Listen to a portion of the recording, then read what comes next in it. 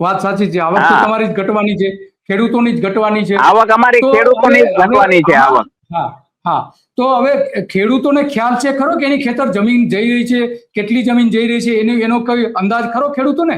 સાહેબ, ખેડૂતોને તો ખ્યાલ જ છે કે અમારી આટલી જમીન જાય છે, પણ આજે આપણે વાંઢિયાનું જોયું હશે, સંઘર્ષ ચાલ્યો. હા, તો આજે યસ. બળજબરીથી જે લાઈન નાખે છે, ખેડૂત કંપની સામે લાચાર થઈ જાય છે. પણ હા, ખેડૂત લાચાર થઈ જાય. યસ યસ, વાત સાચી. મજબૂર બની જાય છે ખેડૂત, સમજી ગયા ને સાહેબ? હા હા, યસ યસ.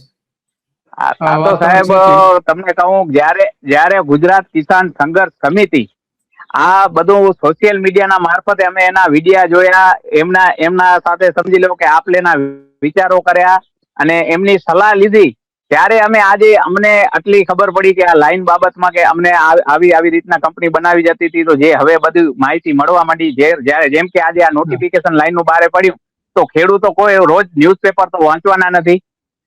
આ હા, લાઈન યસ. જે નીકળે છે એની માહિતી પણ અત્યારે અમને ખેડૂતોને ગુજરાત કિસાન સંઘર્ષ સમિતિએ જ આપી કે અહીંથી લાઈન નીકળે છે, તમારે કચ્છમાં આ ગામમાં નીકળે છે ને આવી રીતના નીકળે છે.